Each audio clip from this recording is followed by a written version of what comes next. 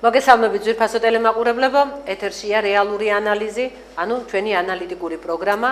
დიდი ხანია ეს პროგრამა აღარ გასულა გარკვეული ობიექტური მიზეზების გამო და დღეს უკვე განახლებული სახით შემოვდივარ ჩვენს ეთერში და დღეს ჩემთან ერთად ჩვენი გადაცემის წამყვანი იქნება ქალბატონი ეთო ჩუმაშვილი, თქვენთვის უკვე უცნობია აღარ არის ამ ეთერისთვის ეთო ჩუმაშვილი, რომელიც გახლავთ იმერეთის რეგიონის ხელმძღვანელი, რა თქმა უნდა, ტელეკომპანია პეკატივისა და ყველა იმ ორგანიზაციისა, რომელსაც ჩვენ წარმოვადგენთ, ეს არის ჟურნალისტები და იურისტები დემოკრატიისა და ადამიანის უფლებებისათვის და მასთან არსებული ჟურნალისტური გამოძიების სამსახური და ბუნებრივია ამ ორგანიზაციასთან არსებული ტელეკომპანია პეკატივი. ეთო მოგესალმები და კეთილი იყოს შენი შემოსვლა პეკატივის ეთერში, პეკატივის სტუდიაში და საერთოდ პეკატივში და წარმატებებს გისურვებ იმაში, რომ დღეს ერთად მიყვას ის მძიმე გადაცემა, რომელსაც რეალური ანალიზი ქვია და დღეს რა თემებსაც შევეხებით, ეს არის სოციალური პრობლემები. მიესალმე მაყურებელს და შემდეგ განვაგრძობთ. ძალიან დიდი მადლობა ქეთი სესიაშვილს იმისათვის, რომ მომეცა კიდევ საშუალება, რომ პეკატივის ეთერში თქვენთან ერთად გაგვეხილა ის საჯერბოროტო პრობლემები და რეალური სივრცე გაგვიანალიზებია, რაც დღესდღეობით ჩვენს ქვეყანაში მიმდინარეობს. ასე რომ ქეთი ძალიან დიდი მადლობა, რომ მომეცი საშუალება და ჩვენ ვისაუბრებთ, მე და ეთო ჩუმაშვილი ვისაუბრებთ იმ საკითხებზე, რომელიც არა მარტო თბილისის, არამედ სრულიად საქართველოს პრობლემა არის და რა თქმა უნდა, რეალურ ანალიზში ჩვენი არა უბრალოდ სტუმარი, არამედ ამ გადაცემის ავტორი, ჩვენი გენერალური დირექტორი, ჩვენი ტელეკომპანიისა, ბატონი ზაქარია როჭიკაშვილი იქნება. მოგესალმებით, ბატონო ზაქარია. მოგესალმებით. მოგესალმებით ეთო. გილოცავ ამ გადაცემაში პირველ სახლობას, ასე ვიმედოვნებ, რომ ხშირი სტუმარი იქნები შენ ქუთაისიდან თბილისში, ჩვენ თბილისიდან ქუთაისში და ხშირად ჩავწერთ ამ გადაცემებს. გადაცემებს, რომელსაც ქვია რეალური ანალიზი, რეალური ანალიზის საკმაოდ გლობალური თემა, ისეთი პრეტენზიული სათაური ქვია და ჩვენ ვიმედოვნებთ, რომ ამას კარგად ვართმევთ თავს და კიდევაც გავართმევთ კარგად თავს, იმიტომ რომ ჩვენ მართლაც რეალური გარემოდან ამომდინარე აკეთებთ მიმოხილვას, რომელსაც ანალიზი ქვია.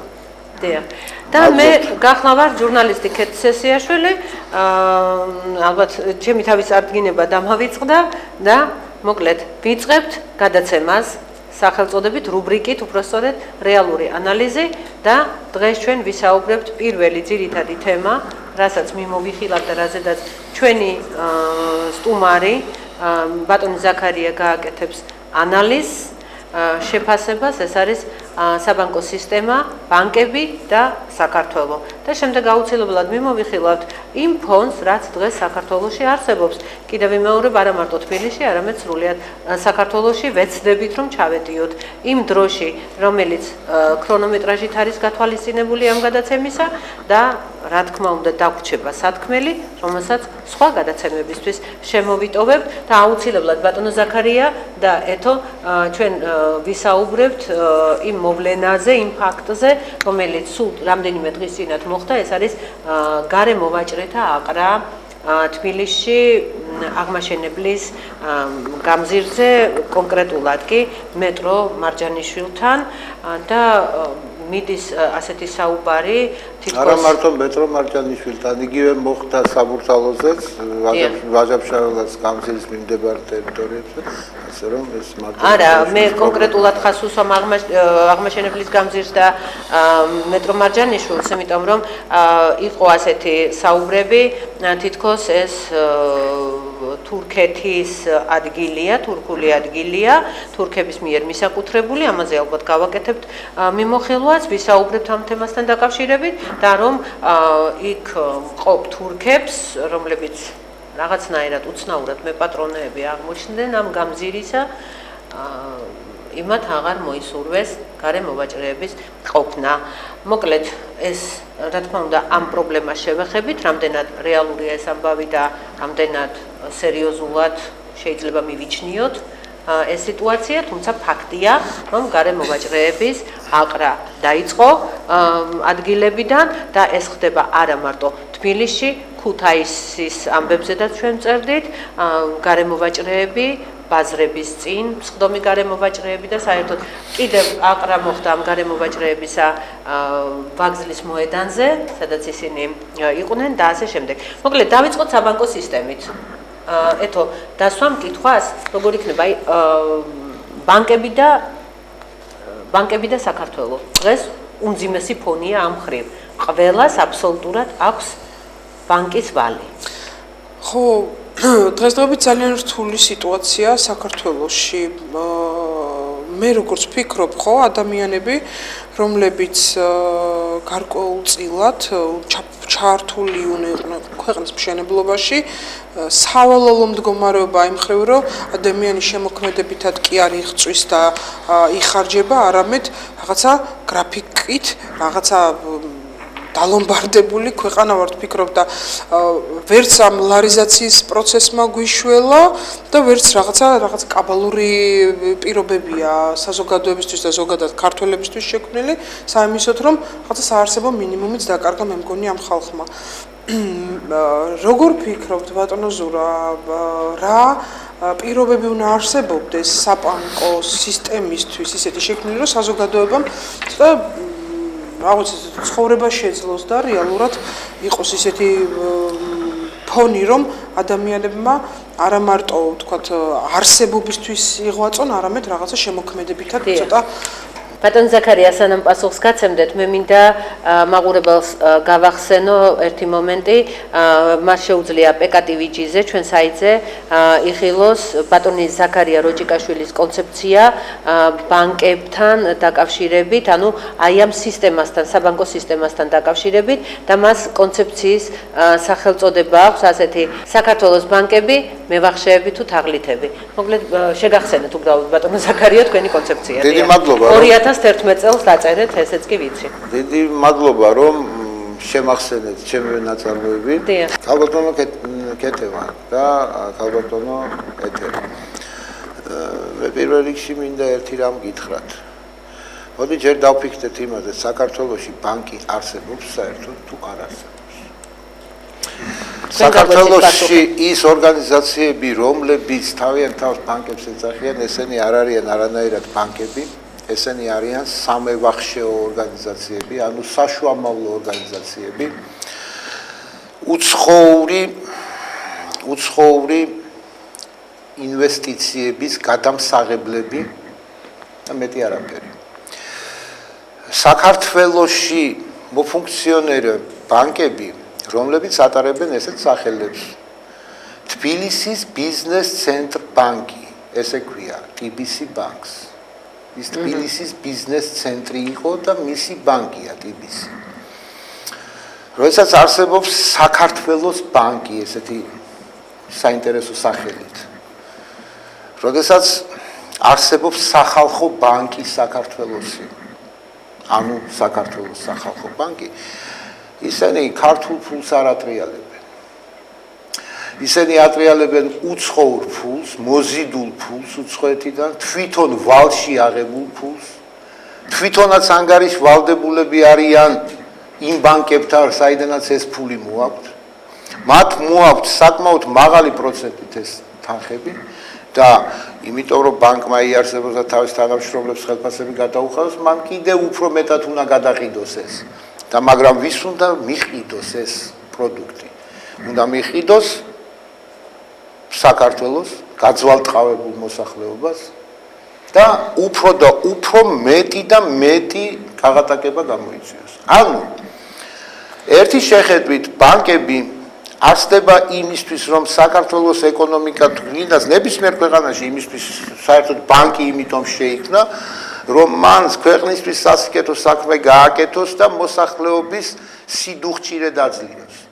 სინამდვილეში რა ხდება დღევანდელ დღეს ეს ბანკები სიდუხჭირეს არძლევენ პირიქით სიდუხჭირეს ამძაფრებენ აქედან გამომდინარე სიტყვა ბანკი მე მათთვის მენანება რომ მათ დაუძახო მე ბანკი იყო ჩემო კარგებო ილია ჭავჭავაძის მიერ დაარსებული სათავადაზნაურო ბანკი, რომელიც დაარსდა იმის გულისთვის, რომ საქართველოში განთავისუფლებული მიწები, ანუ იმ მემამულებიდან გამონთავისუფლებული მიწები, რომელი მემამულეც უბრალოდ მიწას იშორებდა ბატონყმობის გადავარდნის შემდგომ, რომ ეს მიწა სხვას არ ეყიდა, ყიდულობდა თვითონ და იჯარით გადასცემდა მოსახლეობას ძალიან დაბალ პროცენტში. და ეს იყო მიმართული იქეთკენ, რომ საქართველოს მიწა საქართველოსვე დარჩენოდა. მე გეტყვით ბევრ მაგალითს გამიგეთ და თქვენც იცით და ეხლა არ არის აქ საჭირო კონკრეტული სიტუაციების მოყვანა, როდესაც საქართველოში მოფუნქციონირე ქართული აბრევიატურით მოფუნქციონირე და ქართული სახელით მოფუნქციონირე ბანკები, თუნდაც იგივე საქართველოს ბანკი, კრედიტს აძლევს უცხოელ მოქალაქეს აქვე და ყიდულობს ის უცხოელი მოქალაქე უცხოური პასპორტით ყიდულობს საქართველოში მიწას. ეხლა მე თქვენ გეკითხებით, ეს საქართველოსთვის კეთილის მყოფელი ბანკებია? არა, ეს ბანკები არ არის. ეს არის ჩვეულებრივი ჩამოყალიბებული უკიდურესი მევახშეობა, რასაც დღევანდელი საქართველოს ბანკები აწარმოებენ. ამიტომ მე შემიძლია ერთადერთი რამ ვუთხრა მოსახლეობას. კარგად გააანალიზეთ, მანამ ცესხს აიღებთ. სად ვარდებით, ვის ხახაში ვარდებით. ქალბატონმა ქეთევანმა წეღან გაიხსენა ის მან კონცეფცია დაარქვა ამას, მაგრამ ეს კონცეფცია არ არის, ეს არის უბრალოდ ჩვეულებრივი ანალიზი. დღეს საქართველოში დაახლოებით 27 წლის განმავლობაში საქართველოს ბანკების განვითარებასთან ერთად საქართველოს მოსახლეობა როგორ ღატაკდებოდა. აი ამ პროცესის ანალიზია ის 2011 წელს თქვენ და მას სათაური ესეთი აქვს. საქართველოს ბანკები, თაღლითები თუ მევახშეები. უყურეთ, არა აქვს მნიშვნელობა თაღლითებს გამოვიყვანთ მას და დაგვენახებია როგორც თაღლითები და გამოვიცნობთ რომ თაღლითები არიან, ეს მათთვის ცუდია, მაგრამ თუ მევახშეები არიან მხოლოდ ისიც ცუდია მათთვის. ამიტომ თუ არსებობს მევახშეობა რატოა ცუდი? მათთვის, დიახ. მათთვის იმიტომ რომ ისინი საქართველოს ყოფიდან გარეთ მყოფები არიან. ისინი როგორც აი თქვენ წარმოიდგინეთ დაჭრილი ლომი რომ წაიქცეს, მას ყავყორნები დაესევენ, ისინი გარედან ესევიან. და ეს ბანკები ამ გარედან შემოსევას ხელს უწყობს. წარმოიდგინეთ წაქცეული საქართველო, რომელსაც ზედ თავზე მოახვიეს მთელი მსოფლიოს ვალუტა, ამ ბანკებმა თვითონ თხოვლობენ და მათხოვრობენ. მე მათ ელემენტარულ შუამავლებს ვეძახი მხოლოდ სესხება გასესხების საქმეში. მევახშეობა სხვა არაფერი არ არის.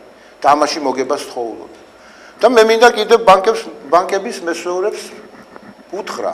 და უთხრა ყველა იმ ადამიანს, რომლის ოჯახის წევრები ამ ბანკებში მუშაობენ. მევახშეობაში ხელის გასვლა მართლმადიდებლური ქრისტიანული სწავლებით შვიდგზის კაცის კვლის ტოლფასი ცოდვაა. და ნუ იქნებიან ბედნიერები, რომ მათი შვილები დაუშვათ კრედიტ ოფიცერები არიან ბანკებში.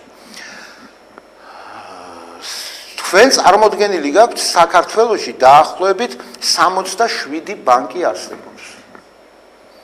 ამ სიას მე შემიძლია მოვყვე, შეიძლება 2-3 გამომჩეს, იმიტომ რომ ქსია გრძელია. ეს იქნება Liberty ბანკი, ეს იქნება საქართველოს ბანკი, ეს იქნება TBC ბანკი, ეს იქნება ბაზის ბანკი, ეს იქნება ProCredit ბანკი, ეს იქნება Costandards ბანკი, ეს იქნება Terra ბანკი, ორჯერ ვთქვი უკვე, იმიტომ რომ ერთმანეთს სახელებს უცვლიან, იმიტომ რომ თვითონ მეაკოტრებენ თავიანთ თავს, რომ ის კრედიტები აღარ გადაიხადონ, ეს სხვა სიტუაცია კიდევ. არსებობს კიდევ პლუს ხალიკ ბანკი, რაღაცა თურქული საიდანაც მოვიდა, არსებობს კიდევ ვიღაცა უზურპატორის ბანკი, ვიღაცა მუჰამედ ბანკი, რაღაცა შავი ზღვის ბანკი, უბედურებები. საქართველოში ცხოვრობს შემოკარგებო მთელ საქართველოს მოსახლეობას თავი რომ მოუყაროთ ემიგრაციიდან და საქართველოს ჩამოვიყვანოთ 4 მილიონზე მეტი არ არის ეს ქართველი კაცი. მოკლედ რომ ვთქვათ, საქართველოს ამ პატაცუნა ერთი ბეწო ქვეყანას სულაც არ ჭირდება ამდენი საინვესტიციო ორგანიზაცია. აქ არ არის ლაპარაკი მარტო ბანკებზე. ბანკს თავი დავანებოთ, ადამიანებო. არის 1000-ნაირი ლომბარდი. ყველა რაღაცას ალომბარდებს. სადღა აქ ხალხს არაფერი აღარ აქვს. რამის არის უკანასკნელი გამონაცვალი საცვალის დაალომბარდონ. და ამასაც სიამოვნებით ილომბარდებენ. თქვენ გეხსოვებათ ალბათ. იყო პერიოდი, როდესაც ტექნიკას მიიტანე და არავინ არ ილომბარდებდა. ეხლა პირდაპირ გამოკრულია უკვე ტექნიკასაც ილომბარდებენ, მალე ტაფებს დაალომბარდებს ხალხი, მალე ჩანგლებს დაალომბარდებს და სადამდე უნდა წავიდეთ? საყოფა ცხოვრება ნივთები. რა თქმა უნდა, ბატონ ზაქარია, მე ერთი კონკრეტული ფაქტი მინდა მოუყვე მაყურებლის წინაშე და იმედი არის, რომ ჩვენი მაყურებელი ბანკის წარმომადგენლებიც იქნებიან და ისინი აუცილებლად შემდეგ თუ გამოთქვამენ სურვილს, რომ ჩვენთან მოვიდნენ, ძალიან კარგი, თუ არა და თუ დაგვთავენებას ჩვენ მივალთ მათთან აი ამ შეკითხვით.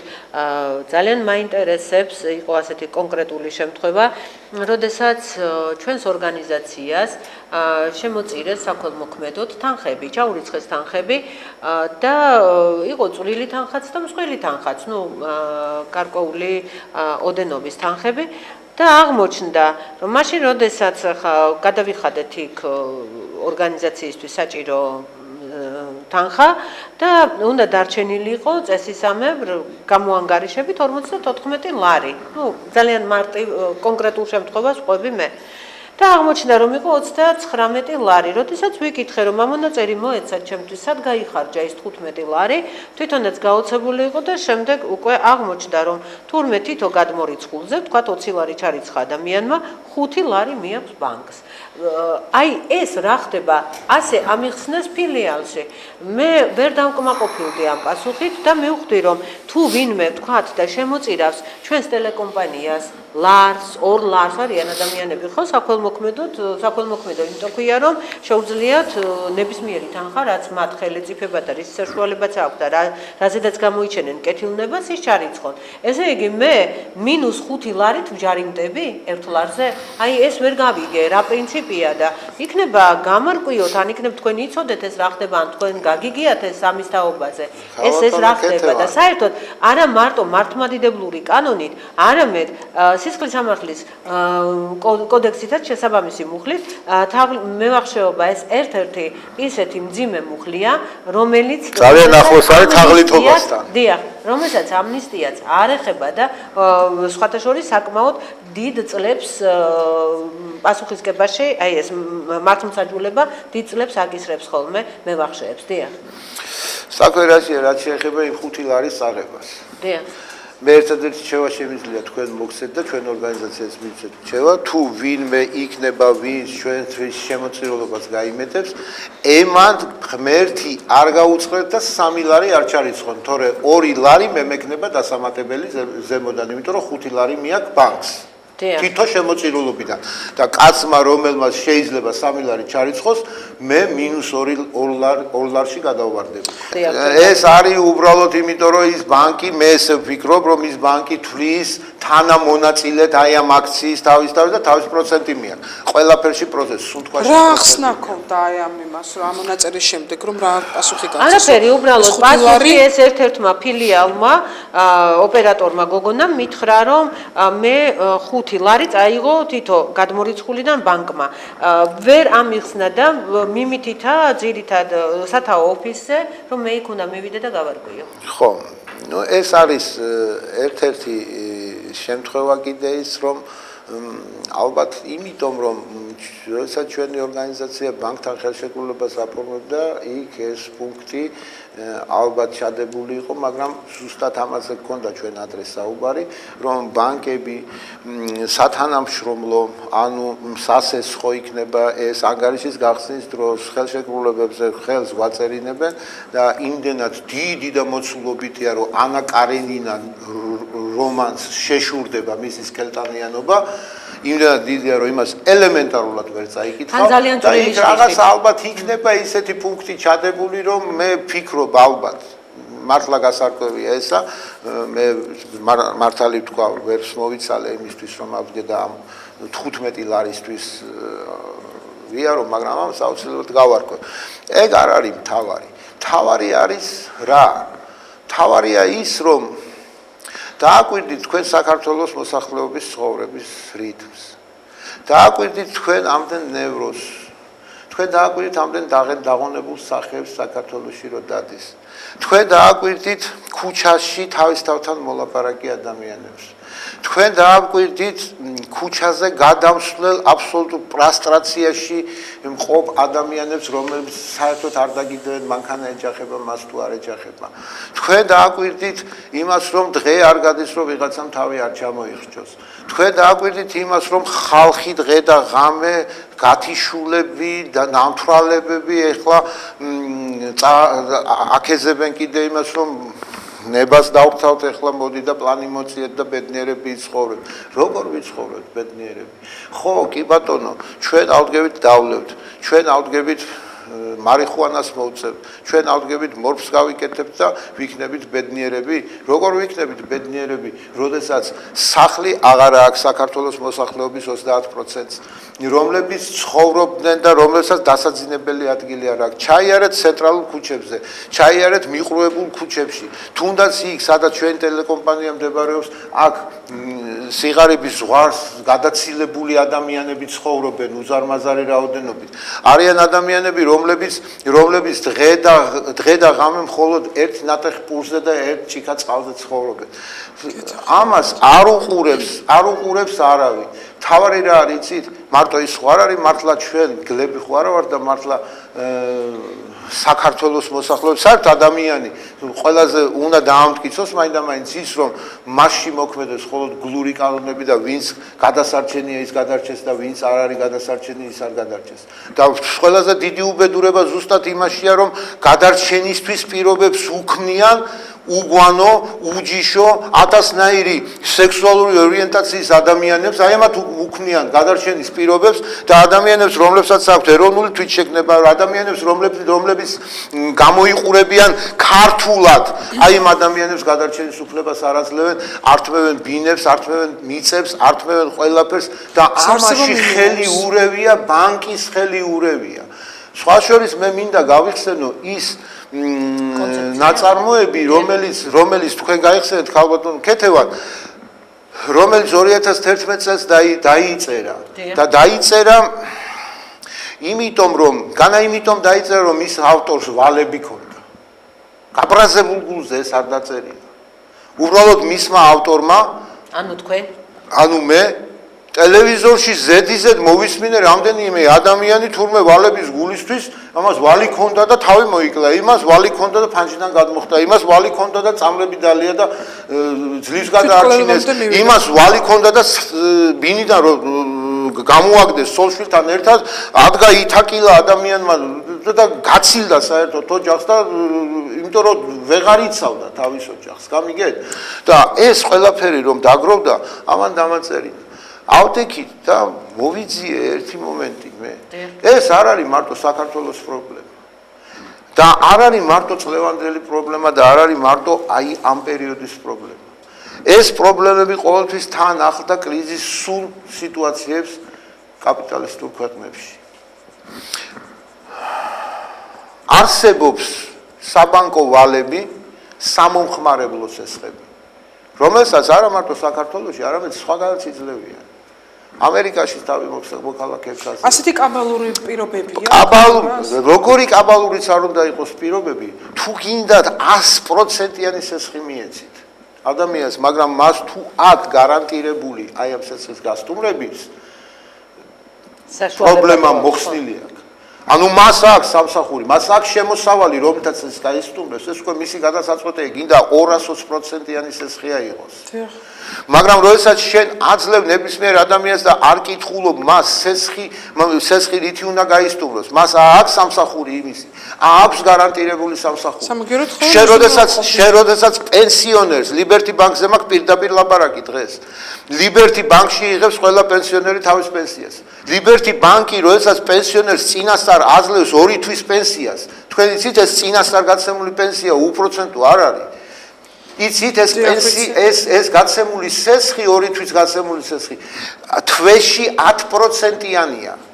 ანუ დღეს რომ 100 ლარი წამლების გულისთვის აიღო დამატებით, მეორე თვეს უნდა დააბრუნოს 110 ლარი.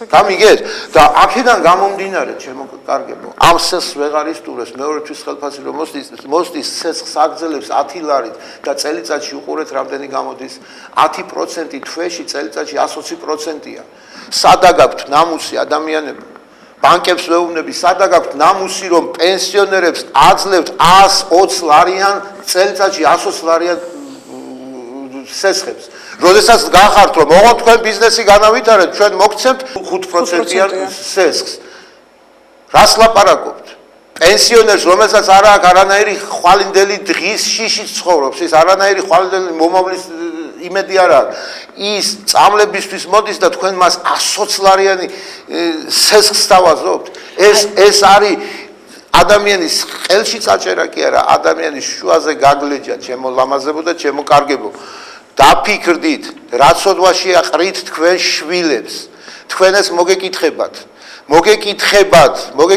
მართლმადიდებლური წესით მოგეკითხებათ პირდაპირ სჯულის კანონით მოგეკითხებათ თქვენ არ შეიძლება რომ ყველა დააბეჭავოთ თქვენ არ შეიძლება რომ ამითი თქვენ იდგეთ და საქველმოქმედო აქციებს მართავდეთ როდესაც წლიური მოგება გაქვს 7 მილიონი 10 მილიონი ტრიალი გაქვს ბრუნვა გაქვს საქონელ ბრუნვა გაქვს გამიგე 120 მილიონი გამიგე და სამცალ კომპიუტერს საახალწლოდ ბავშვებს ვიღაც უპატრონო ბავშვებს მე მათ შეურაცხყოფას არ ვაყენებ უყიდით გამიგე ვიღაც გაჭირვებულებს 3 კომპიუტერს მხოლოდ გამიგე და ამითი ნუ გგონიათ რომ თქვენ ყველაფერი გამოისყიდეთ დიახ ბატონო ზაქარია მოდით ეს არის მართლა ძალიან მძიმე ფონი მაპატიეთ სამძიმე თემაა სამძიმე თემაა ეს თითქმის ყველას ეხება აბსოლუტურად და ნუ გონია ჩვენ მოსახლეობას ნუ გონია აი ზუსტად იმ პენსიონერებს რომლებსაც ჯერ კიდევ ის 120 ლარიანი პენსია არ აუღია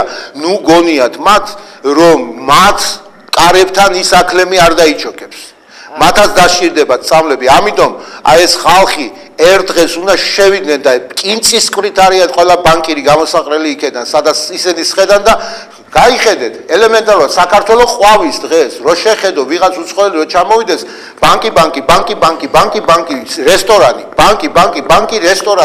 ბანკი რესტორანი ვიღაცა ბენზოკოლონკა სად არის აქ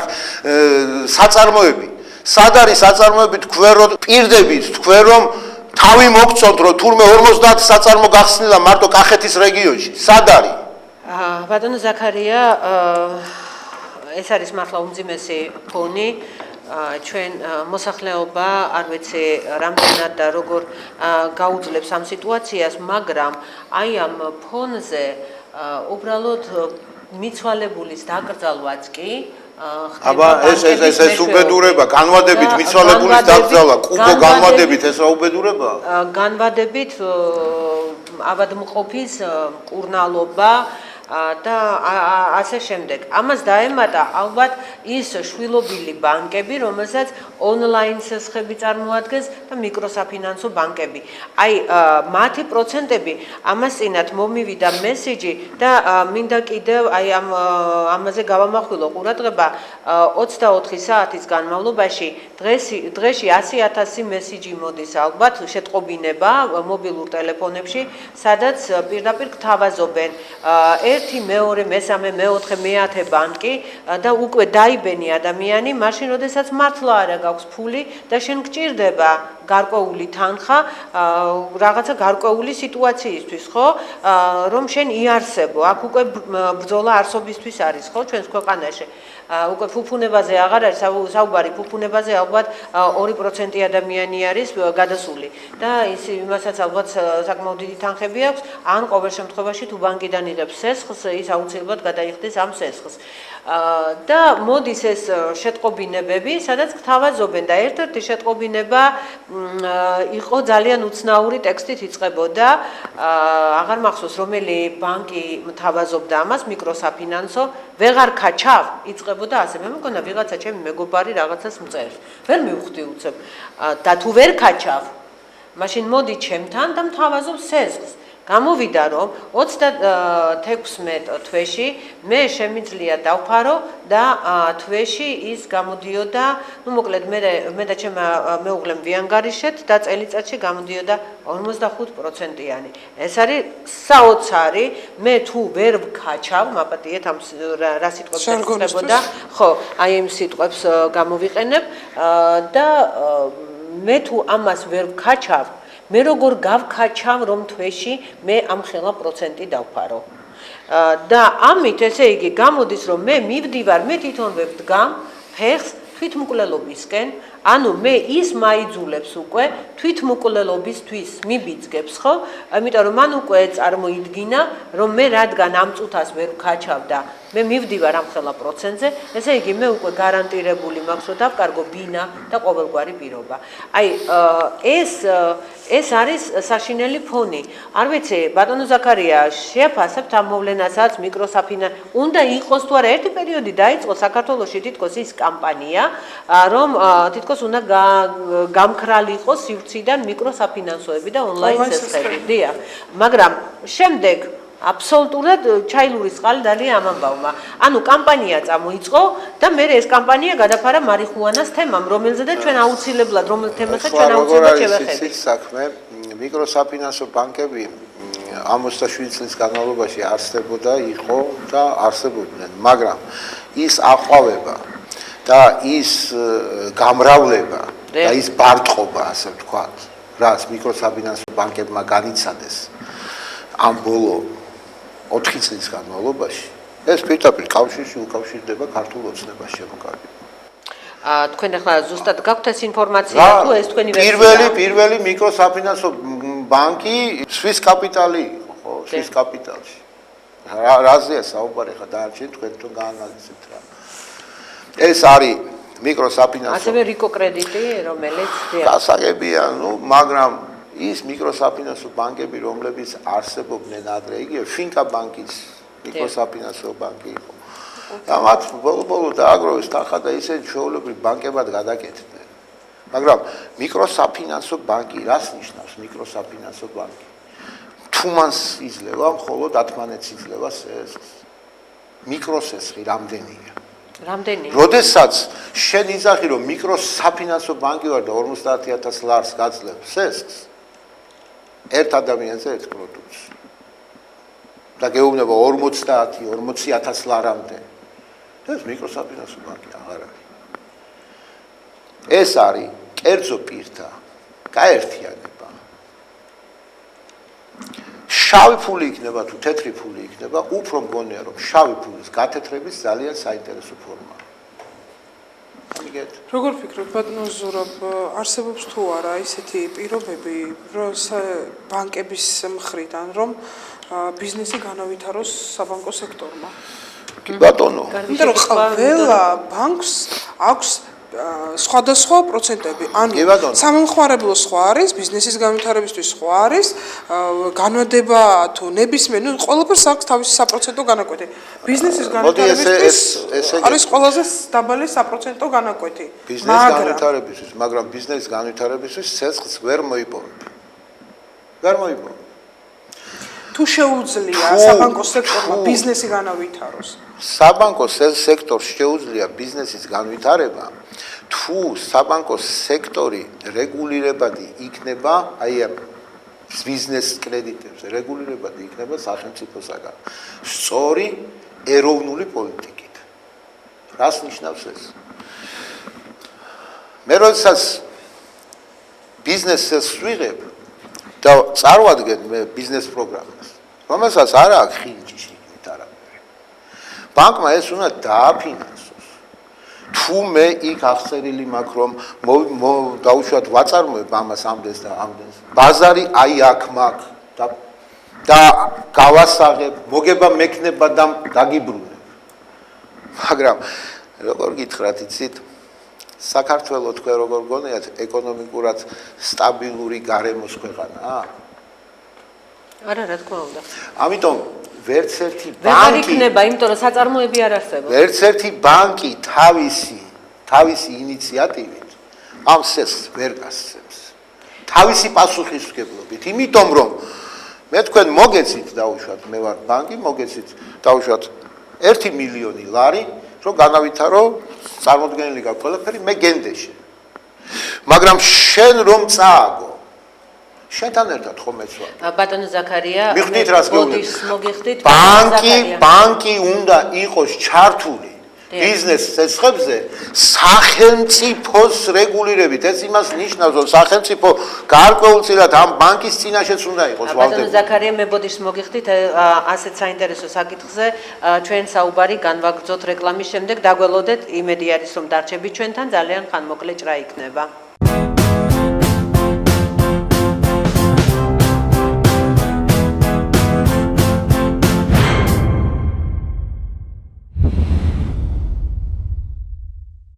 სასტუმრო მონოპოლი ლუქსის ტიპის 1, 2 და 3 ადგილიანი ნომრებით, საკონფერენციო დარბაზით, კაფე-სამრეცხაოთი, სასტუმროს აქვს ასევე ტრანსფერით მომსახურებაც. მონოპოლი სტუმრებს ტურისტულ მარშრუტებსაც თავაზობს და ეს ყველაფერი მონოპოლში მისამართზე. ქუთაისი, ილია ჭავჭავაძის 23A. მონოპოლი თქვენ, მონოპოლი თავად სიურპრიზია. გისურვებთ სასიამოვნო დასვენებას.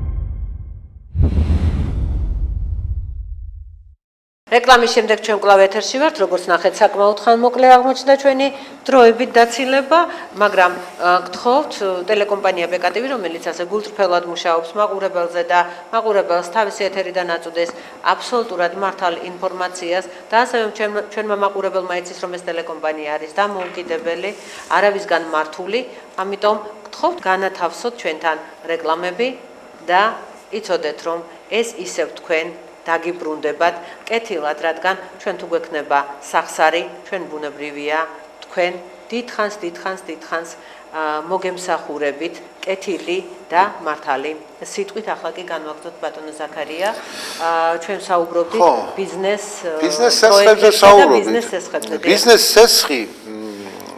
ცეცხლს, როდესაც იძლევა ბანკი, მან ჩვენ მანამ რეკლამაზე ვიყავით გასულები, ჩვენ ცოტა პატარა დისკუსია ქონდათ, მაგრამ რეკლამა იმდენად ხანმოკლე იყო. დისკუსია და ამ დისკუსიის მოკლე შინაარს მე მოვახსენებ ჩვენს მაყურებელს. იცით რა არის, ძალიან ხშირ შემთხვევაში ბიზნეს ცეცხლს არქმევს ბანკი და იძლევა ცეცხლს ვითომ ბიზნესზე, მაგრამ გარანტად იტევს პირად ქონებას. ჩემო კარგო ადამიანებო, კარგად იცოდეთ. საერთოდ ბიზნესის წარმოება იწყება შეზღუდული პასუხის საზოგადოების ჩამოყალიბებიდან. შეზღუდული პასუხისმგებლობის საზოგადოება, როდესაც ყალიბდება, მას იმიტომ ქვია შეზღუდული პასუხისმგებლობის საზოგადოება, რომ მხოლოდ თავის საწესდებო კაპიტალით აგებს პასუხს წაგება-მოგებას. და როდესაც მოდის ადამიანი გინდაც ინდმეწარმე კიდე უფრო შეზღუდული პასუხისმგებლობის საზოგადოება. ამიგეთ? ანუ ის რომ მობრძანდება და რომ გესაუბრებათ თქვენ ბანკირებს გეუბნებით, რომ მას ბიზნესი უნდა, რომ თავისი ბიზნეს წინსვლისთვის უნდა ცეცხლი, თქვენ ეს ბიზნესი უნდა ჩაიდოთ კრედიტის სანაცვლოდ და არა მათი ქონება, სახლი, ბებიები, ბაბუები, პაპები და ასე შემდეგ. არაფრით არ შეიძლება ეს. ეს არის უდიდესი დარღვევა, ეს არ არის ბიზნეს ცეცხლი, ეს არის ჩემო ლამაზო ადამიანებო, ეს არის ჩვეულებრივი კრედიტი, იპოთეკური. რახან საკუთრებას დებთ თქვენ, ოჯახის საკუთრებას ამ კრედიტის გარანტად, ეს იპოთეკური ცეცხლია. გამიგეთ? და ეს არ არის ბიზნეს კრედიტი. ბიზნეს კრედიტი სულ სხვა რამეს მოიცავს. პირველ წელიწადს საერთოდ უნდა გადათავისუფლოს გადასახადიდან. მეორე წელიწადს უნდა დაგბეგროს 1%-ით. მესამე წელიწადს ეს უნდა გათვლილი იყოს საერთოდ. და თქვენი პროცენტი, ყოველწლიური პროცენტი ბიზნეს კრედიტ თუ გაიტანოს 5%-ს არ უნდა აღემატებოდეს წელიწადში. თუ გინდათ რომ ბიზნესი განვითარდეს. ნორმალურ ქვეყნებში საერთოდ ეს თუ გინდათ რომ ბიზნესი განვითარდეს. და თუ ბიზნესი არ გინდათ განვითარდეს და უბრალოდ ადამიანები გინდათ კაბალურ მდგომარეობაში ჩააგდოთ, მუხლებზე დააჩოქოთ, თავი არ ტყმევინოთ იატაკზე, გამიგეთ და ტანზე შემოახევიოთ, ყველაფერი კი ბატონო წაიღეთ მიეცით მაშინ ესეთი კრედიტები. ნუაძლევთ ადამიანებს კრედიტებს, რომლებსაც არ აქვთ მყარი გარანტია და მყარი გარანტია არ არის საცხოვრებელი სახლი, ჩემო კარგებო. ის შეიძლება თქვენ ჩათვალოთ მყარ გარანტიად, მაგრამ ის რომ ქუჩაში რჩება ამ მყარი გარანტიის შემდეგ, თქვენ ამას აღარ აკვირდებით. ნუ იდებთ ბინებს, ნუ იდებთ ოჯახში ტანსაცმელს ნუ ჩაიტოვებთ, იმიტომ რომ შიშველი ადამიანი ელემენტარულად. ბატონო ზაქარია, თქვენ ასევე კონცეფციაში მქონდათ ბოლოს გამოსავლის მოძიების გზები. ეს მე არ მქონდა გამოსავლის, ეს ისტორიული მომენტია. ამის თაობაზე თქვა, იმიტომ რომ მართლა ძალიან მძიმე ფონია საქართველოში და აი ამ მძიმე ფონიდან ჩვენ რაღაცა გზა ხსნისა უნდა ვეძიოთ, ამიტომ ჩვენ არა ვართ მარტო მომართული იმისათვის, რომ ვისაუბროთ მხოლოდ პრობლემებზე, მხოლოდ ნეგატივზე, ჩვენ აქვე რადგან რეალური ანალიზი ქვია ამ გადაცემას და ანალიტიკურ შეფასებებს ვაკეთებთ არსებული სიტუაციის, აქედან გამომდინარე ჩვენვე ვართ ვალდებულები მოვიფიქროთ რაღაცა თუნდაც აი აქვე დავსახოთ რაღაც გზა, რომელიც ადამიანებს მიცემს, საზოგადოებას მიცემს ხსნას. მე ის კონცეფცია პირადად ძალიან მომწონს, იმიტომ რომ ბოლოს მთავრდება იმ სიტუაციით, ანუ იმედით და რეალური ფაქტით. ანუ აი რომელიღაცა ქვეყანამ და თვითონ ამაზე ისაუბრებს ბატონი ზაქარია, როგორ დააღწია თავი ასეთ გაჭირვებას და ეგება ეს მაგალითი ჩვენმა სახელმწიფომაც გადმოიღოს, თუ კი რა თქმა უნდა მას სურვილი აქვს, რომ თავისი ქვეყანა, თავისი საზოგადოება ბოლოს და ბოლოს იხსნას სიტუაციიდან, მძიმე სიტუაციიდან და ყველას არ დაგვახოცინოს თავი, იმიტომ რომ ნებისმიერი ადამიანი დღეს ყოველ შემთხვევაში ალბათ 97% მაინც არის ბანკის ვალებით დატვირთული, ზურგზე მოკიდებული აქვთ თან არა ერთი ბანკი, აი ამაზედაც მინდა ალბათ რომ ვთქვათ, არა ერთი ბანკი, არამედ იმ ერთ ბანკიდან სესხს რომ აიღებენ, მეორე რომ ვეღარ ფარავენ ამ ბანკს, მეორე ბანკში გარბიან, შემდეგ იმით უნდა გადაფარონ, მერე მესამე ბანკში გარბიან, რომ მერე ის ორი ბანკი გადაფარონ და ასე გრძელდება და აქვთ 12, 15, 20 ბანკის ვალი, მათ შორის მიკროსაფინანსოებისა და ონლაინ სესხებისა. ხსნა ბანკებთან ურთიერთობის დაწყება გავს მორევში ნელ-ნელა შესვლას. თუ მორევისკენ ერთ ნაბიჯს გადადგავ, კიდევ შეგიძლია უკან გადმოხვიდე. თუ მეორე ნაბიჯს გადადგავ, კიდევ მორევის სიღრმისკენ. უკან დაბრუნების შანსი უკვე შედარებით ნაკლები გაქვს. თუ მესამე ფეხსაც შედგავ, მესამე ნაბიჯსაც გააკეთებ შიგნით. იქიდან გამოსვლის შანსი ფაქტიურად არ არის და მეოთხე ნაბიჯსაც თუ ჩადგავ შიგნით, უკვე დაგახჭობს. განსაკუთრებით ისეთ ქვეყნებში, როგორც ჩვენი ქვეყანა და ისეთ უმართავ საბანკო სიტუაციაში, როგორც ჩვენი ქვეყანა. აბსოლუტურად დალაგებული, გამზადებული, დავარცხნილი ქვეყანა იყო ყოველთვის ირლანდია, თქვენ კარგად იცით. 70-იანი წლების შუა წლებში 70-იანი წლების 72-73 წლებში ვარცდები. საერთოდ ევროპაში და კაპიტალისტურ ქვეყნებში ამერიკიდან დაიწყო ეს. ცით რა არის ეს კაპიტალისტურ წარმოებას ახასიათებს პერიოდული კრიზისები. იმიტომ რომ კვლავ წარმოება იმდენია, რომ გასაღების ბაზრებს ვეღარ პოულობენ. და როდესაც საქონელი გროვდება, იმ საქონელზე მუშისთვის ხელფასია გასასტურებელი და საწარმოები იწყებენ ზარალზე წასვლას. ამიტომ ბაზარი უმართავია იქ. იცახიან კი, რომ თვითონ რეგულირდება ბაზარი და თვითონ რომ რეგულირდება ბაზარი, ზუსტად ამას მივყავართ ხოლმე კვლავ წარმოების კრიზისამდე. ესეთი რამ პერიოდები მეორე მსოფლიო ომის მერე ორჯერ გქონდა მსოფლიოს და ერთ-ერთი იყო 72 წელს. ირლანდიაში მასიურად დაიწყეს ხალხის სამსახურებიდან დათხოვნა, იმიტომ რომ აღარ იყო საჭირო ამდენი პროდუქციის შექმნა, ხო? არა მარტო ირლანდიაში, ინგლისში მთლიანად.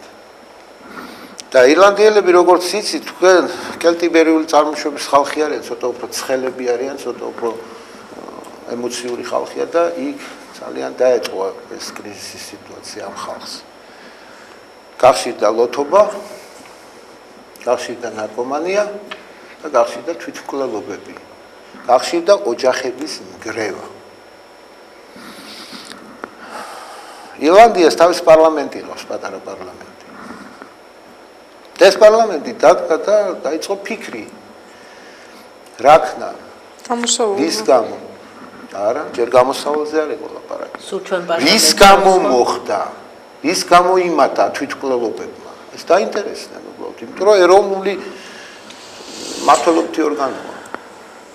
და იმათ გადაწყვიტეს თელი თვე აკვირდებოდნენ, ხალხი გამოკითხვები მიდიოდა ისიც და აღმოჩნდა, რომ ამ თვითმკვლელების 80%-ზე მეტი სამსახურიდან ახალი განთავისუფლებული ხალხი იყო, რომლებსაც ჰქონდათ ბანკის კრედიტები. და რომელსაც ჰქონდათ ადვილი კრედიტები, ესე ეძახიან ამას.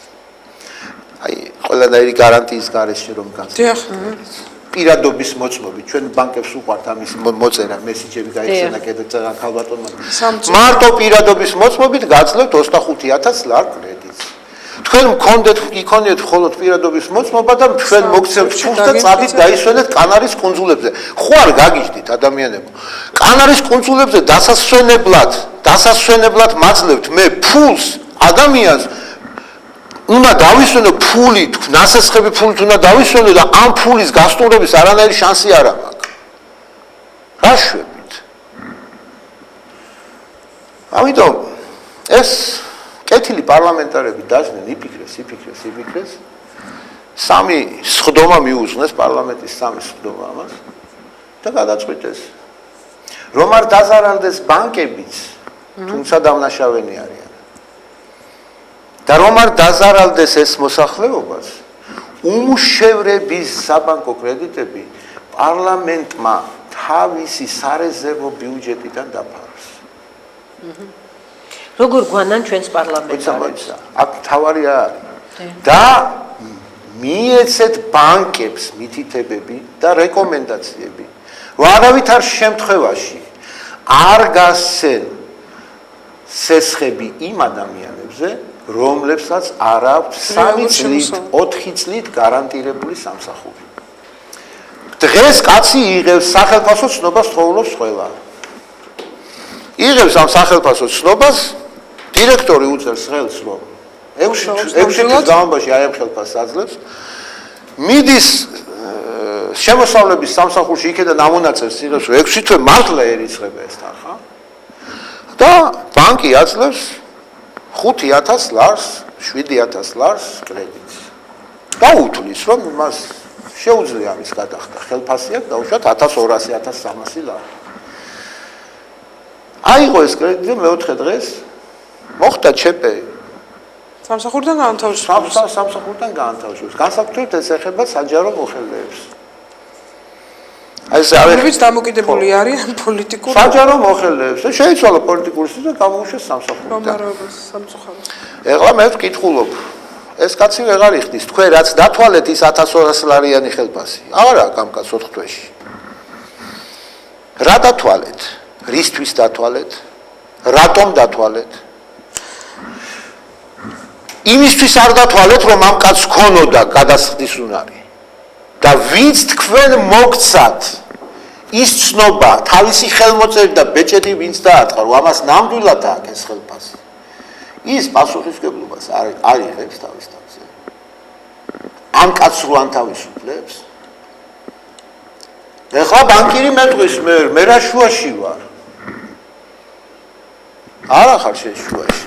მაგრამ შენ ვინც მოგცა მაგის უფლება, რომ სესხს იძლევი აი ესეთი არამყარი სამუშაოს გარანტიით, აი ზუსტად ის არის თავში და შენ მისი ამფსონი ხარ. ამიტომ ესე იგი თქვენ ფიქრობთ, რომ დირექტორი, რომელიც ხელს აწერს, რომ მას ის აძლევს ხელფასს თავის თანამშრომელს, მან უნდა გადაიხადოს. ალბათ კეთევანი. ორგანიზაციის ხელმძღვანელი ბრძანდებით. ბანკში რომ მიხვდეთ, ფაქსიმილია დადეთ. მე არ დამიდია ფაქსიმილი. არა, ხელი არ მოაწერა. არა, როგორ არა. და ფაქსიმილის ფურცელი ხო შეავსეთ, რომ ბანკმა შეადაროს, რომ მართლა თქვენი ხელმოწერით არის, დაუშვათ რაღაცა მოთხოვნა, ხო? ხო შეავსეთ. კი, რა თქმა უნდა. რისთვის დადეთ ეს ფაქსიმილი? იმიტომ რომ ბანკი არ დაიბნეს და შენი ხელმოწერა შეადაროს სხვა ხელმოწერასთან და ტყუილა ვიღაცას არ გაატანოს ფული, ხო?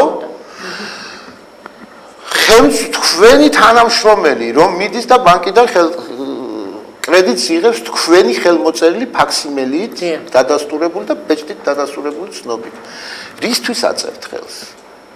უბრალოდ აიღეთ ტელეფონი და არეგეთ და უთხარით, კი მართლა ჩემთან მუშაობს და კიდეთ ხოლმე. რატო ადასტურებთ ხელმოწერას? რატო გთხოვეთ ხელმოწერას? თუ არაფერ პასუხს არ აგებთ ამ ხელმოწერაზე. რატო უნდა მოაწეროთ ხელი? დაარეკეთ უბრალოდ, ან ადეკით დეპეშა გაუგზავნეთ, ეს კი მუშაობს ჩემთან, ან ვიღაცა თანამშრომელს ძღოლს დააბარეთ, მივიდეს იმ ბანკში და უთხრას, რომ კი ბატონო. ჩვენ მივშელეთ პრობლემებზე და ბატონოს რომ მაინტერესებს თქვენ როგორ ხედავთ ამ პრობლემიდან გამოსავალს, რაში მდგომარეობს, ანუ ვართ პრობლემის წინაშე და ამ პრობლემიდან რეალური გამოსვლის გზები როგორ შეიძლება მონახოთ საზოგადოებამ, პოლიტიკამ, საბანკო სექტორმა თუ ვინ არის ამ პრობლემის შემოკარგო ადამიანი. დავამატებ აქვე იმასაც, რომ დღეს 80% უმუშევარია, შეიძლება ცოტა ნაკლები, შეიძლება ცოტა მეტი. ნუ სავარაუდოდ დავიღოთ, კი ბატონო 60% ვთქვათ უმუშევარია. მას არსებობა ჭირდება, ხო? აი საიდან მოიტანოს ფული? არაფერი აღარ არის.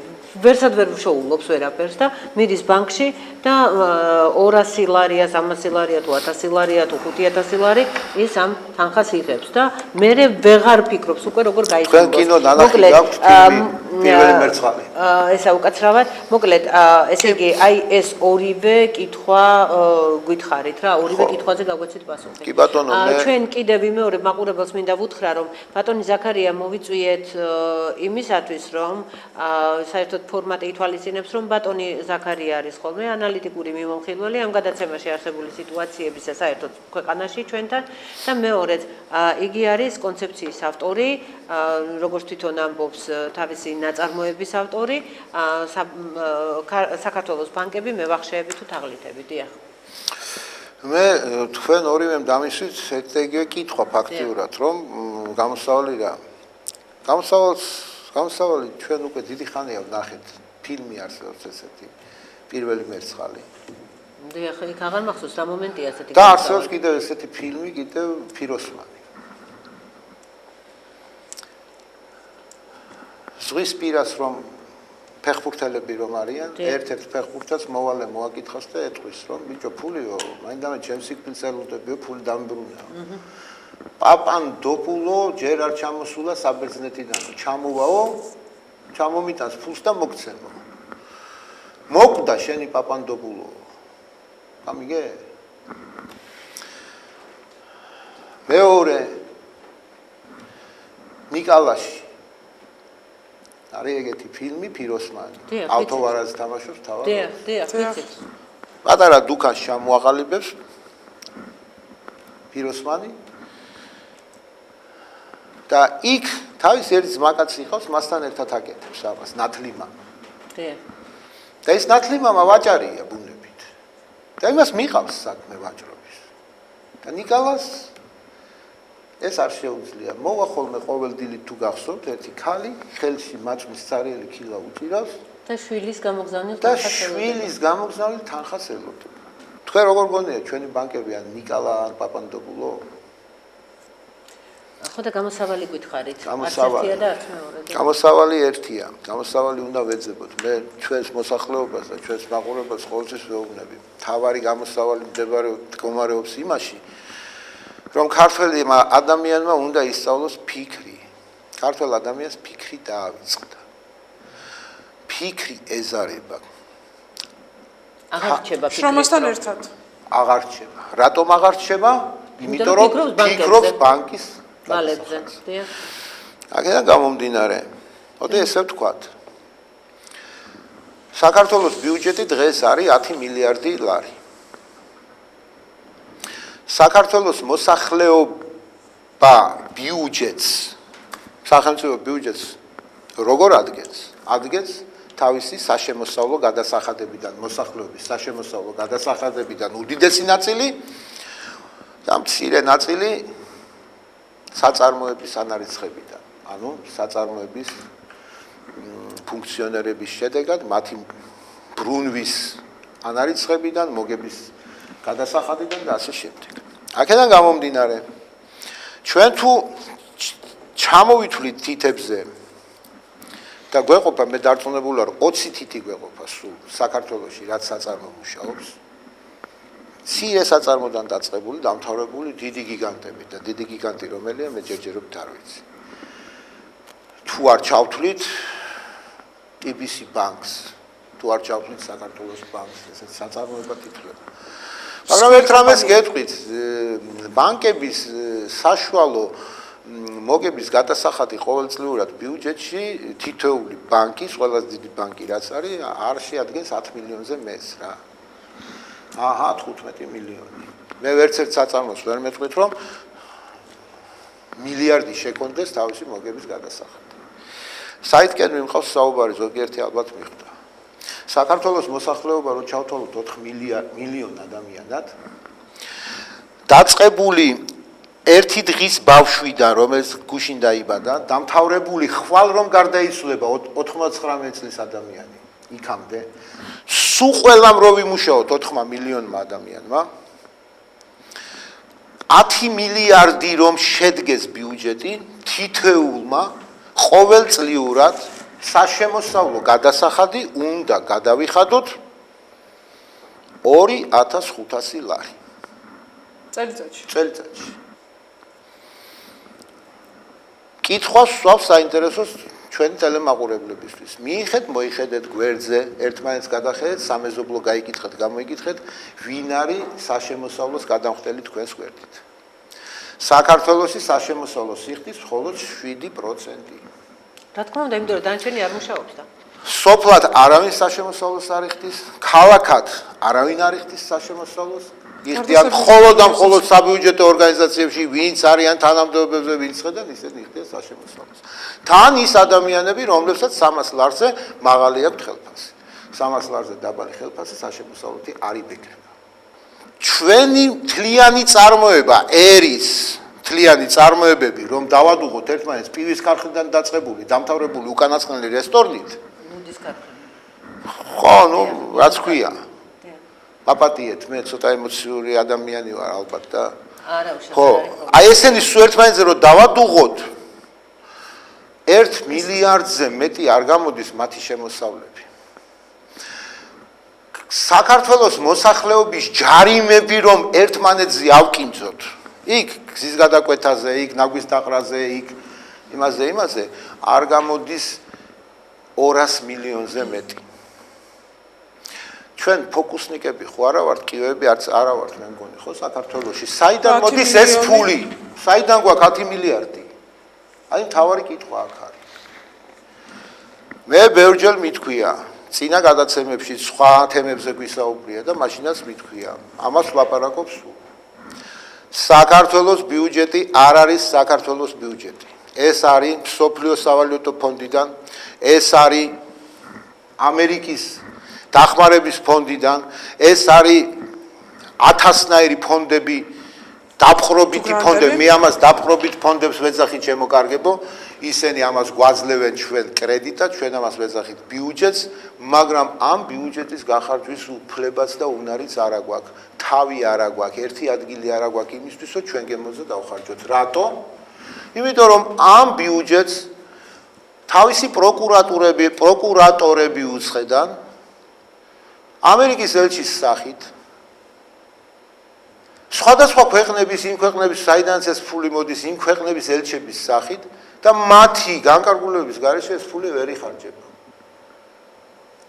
თბილისის ბიუჯეტი შეიძლება წარმოადგენს 7 მილიარდს დაუშვათ სიტყვაზე, მაგრამ 100 მეტრ ასფალტზე მეც ვერ აგებს, ეს არ ნორმალია.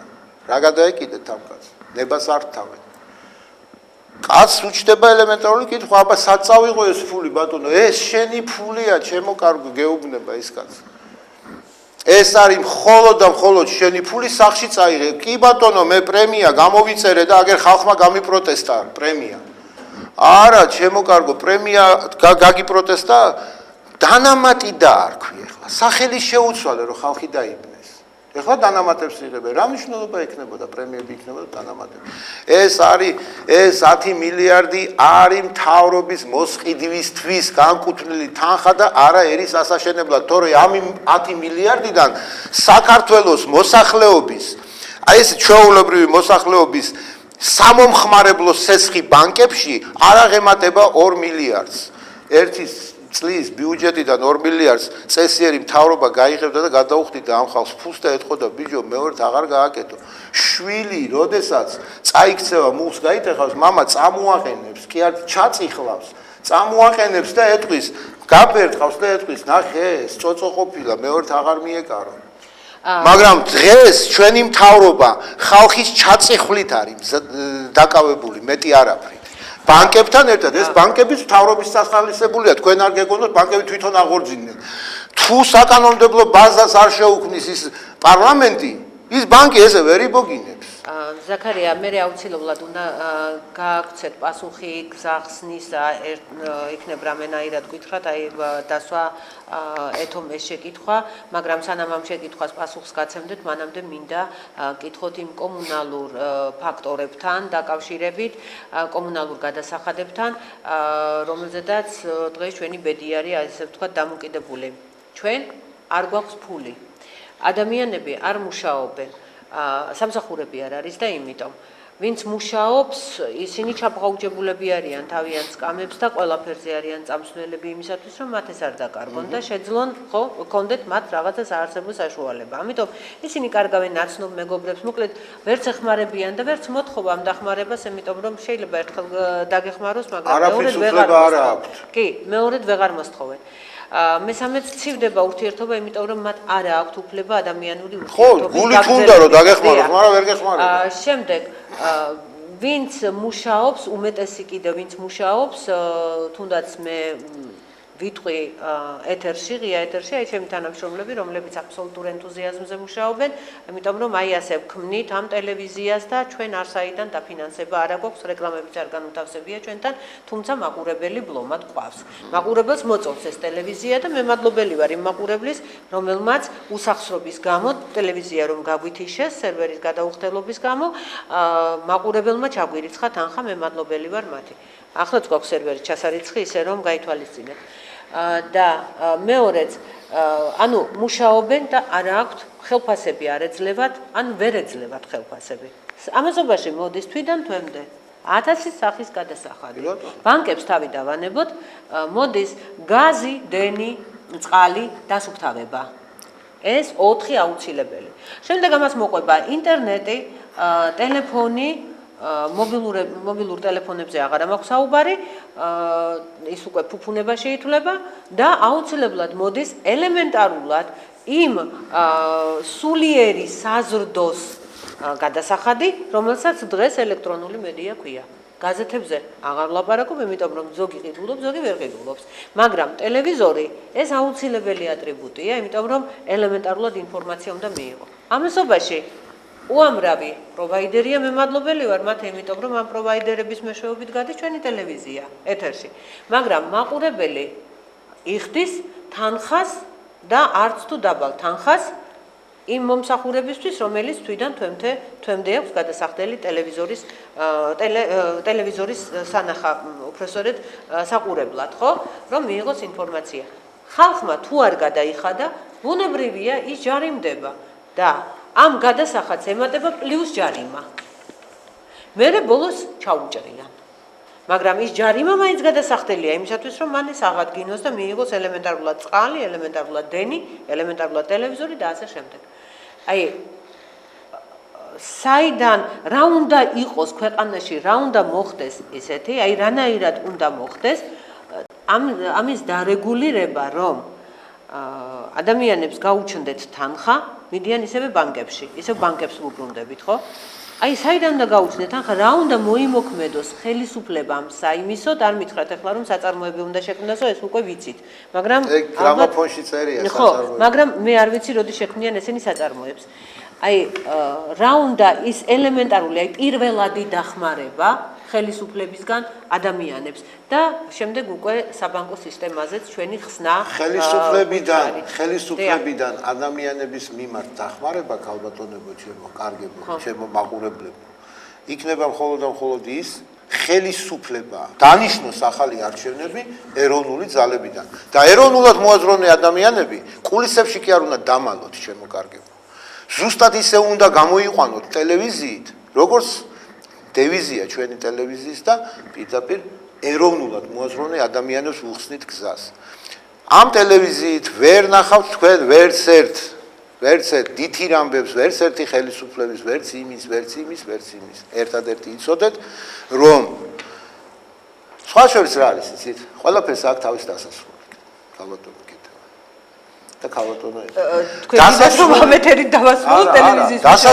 დასასრული აქ ამ მთავრობასაც და დასასრული აქ ამ 27 წლიან მონობასაც რომელ მონობაშიც ნელ-ნელა შეიყვანეს და დღეს გამოუვალ მდგომარეობაშია ხალხს შეეძლო კიდევ რაღაცის გადაწყვეტა 15 წლის წინ შეეძლო კიდევ 20 წლის წინ რაღაცის გადაწყვეტა მაგრამ უკვე 5 წლის წინ ხალხს არაფრის თავი აღარ ქონდა იმიტომ რომ ხალხი იყო დაბეჭავებული დაკაბალებული როგორ გინდათ თქვენ რომ ამ ხალხმა თავი დააღწიოს ამას ყველაფერს როგორ გინდათ თავი დააღწიოთ, როდესაც ყოველ დღე ახალ სახეებსა თხოვულობენ, გამიგეთ?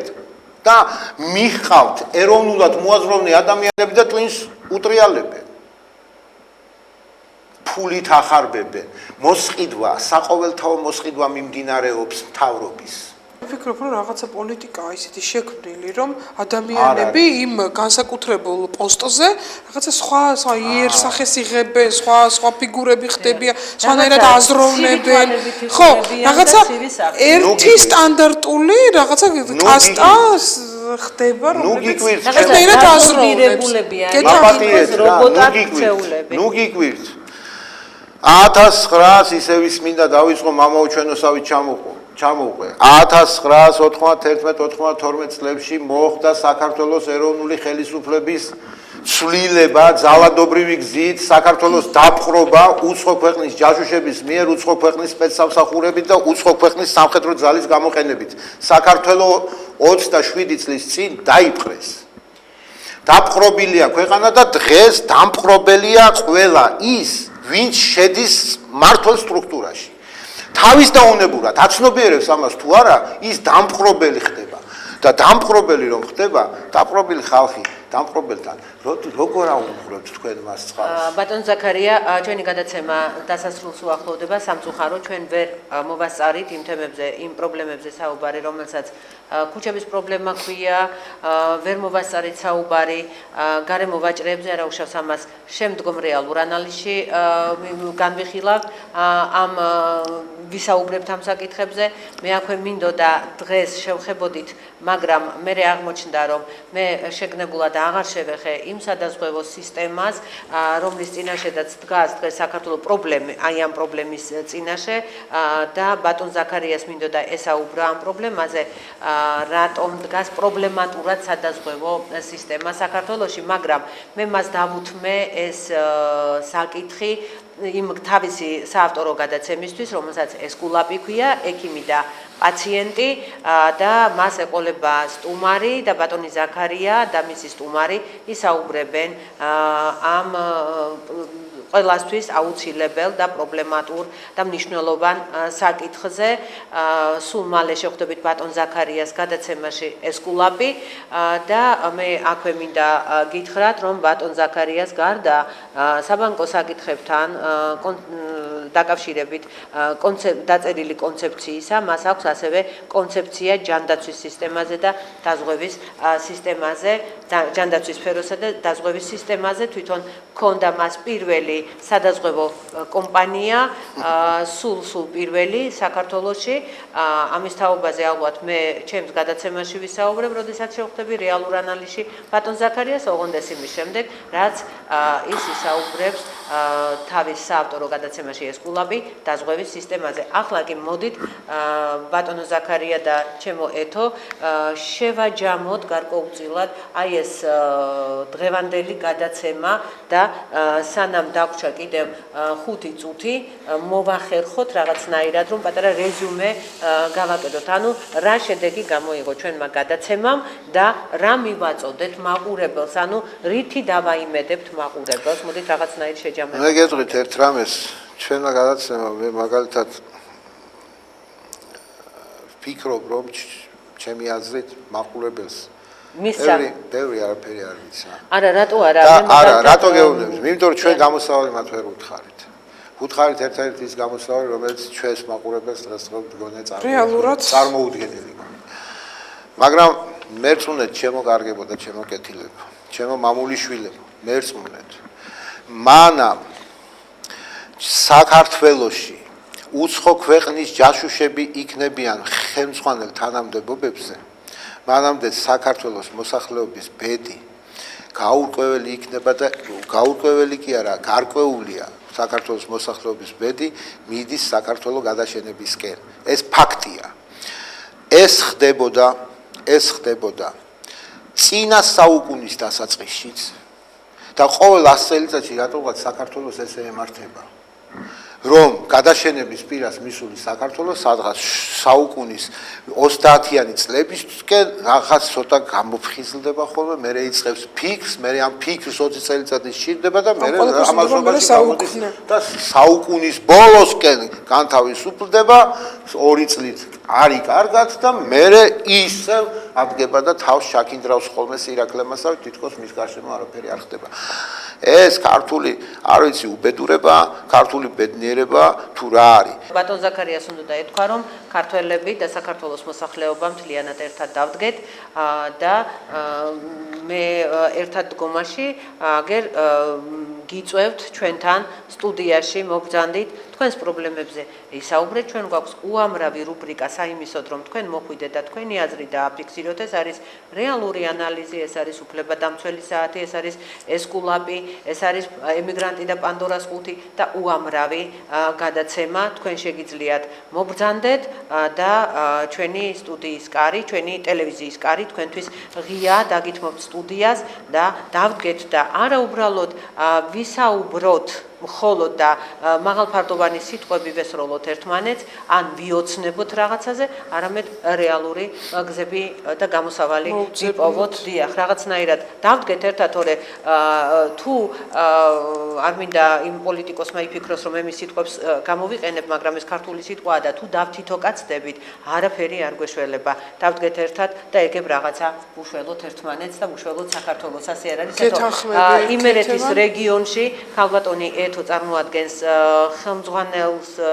ხელმძღვანელ ფიგურას, ანუ ის არის ხელმძღვანელი ტელეკომპანია ბეკატივისა და ყველა იმ ორგანიზაციისა, რომელსაც ჩვენ წარმოვადგენთ და მე აუცილებლად ეთოსთან მინდა საუბარი შემდეგ სხვა გადაცემაში მის საქველმოქმედო საქმიანობაზეც და მის იმ მომენტებზე, რომელიც სოციალურ სფეროს ეხება და იმ ადამიანურ მიმართულებებს, რომელსაც ეთო აკეთებს ძირითადად რა თქმა უნდა იმერეთის რეგიონში და ასევე ვეტერანებთან დაკავშირებითაც არ ვიცი რამდენად დაუფასდა ეს მდგომარეობა მე არ ვიცი, მაგრამ ყოველ შემთხვევაში ხალხი ამას ხედავს. ხო, ახლა ნებისმიერი ჩვენი საქმიანობა დაუფასებელია და ბატონ ზურაბს ვეთანხმები, რომ პრობლემას ჩვენ საუბრებით ვერ გადავჭრით. ვფიქრობ, ყველა როგორც ქეთევანმა აღნიშნა, დაიწყოს ქართულმა ხალხმა და დავდგეთ ერთად, რეალური გზები მოვძებნოთ, მსჯელობიდან გამომდინარე, რეალური სივრციდან გამომდინარე და გადაჭრის გზები ერთად მოვძებნოთ, ასე რომ ნებისმიერ ჩვენს მნახველს შეუძლია დაგვიკავშირდეს, გაგვაცნოს მათი პრობლემები და რა ვიცი, ერთობლივად შევძლოთ თითოეული მათგანის პრობლემის გადაჭრა. არ ვფიქრობთ, რომ ეს მხოლოდ ჩვენი საქმეა. ჩვენ აქედან გესაუბრებით პრობლემებზე. თქვენ კი დაგვიკავშირდით, მონიტორზე ჩანს ტელეფონის ნომერი, თუმცა ხმამაღლად შეგვიძლია გავემეოროთ 577 40 83 ჩვენი ხაზია და 592 777 311 დაგვიკავშირდით. ჩვენ თქვენ სამსახურში ვართ და ისე თუ გვერდში დაუდგებით ტელეკომპანია პეკატივსაც და შეძლებს დაგვარად თქვენი კეთილინებიდან გამომდინარე გაუკეთებთ სიკეთეს, მადლობელი ვიქნებით ისევ თქვენთვის. ნახვამდის მომავალ შეხვედრამდე მე შეგახსენებთ, რომ ჩვენი სტუმარი გახლდათ ამ გადაცემის ავტორი ბატონი ზაქარია როჭიკაშვილი, რომელიც გახლავთ სპეციალობით და პროფესიით ექიმი, მოქმედი ექიმი არის, სხვათა შორის უძლიერესი ექიმი და არაერთი კონცეფციის ავტორი და ეთო ჩუმაშვილი, რომელიც არაერთ გზის წარგიდგინეთ უკვე უძლიერესი პროფესიონალი თავისი საქმის ჟურნალისტია, პროფესიონალი ჟურნალისტი და მე ჟურნალისტი ქეთსესიაშვილი. ნახვამდის დროებით.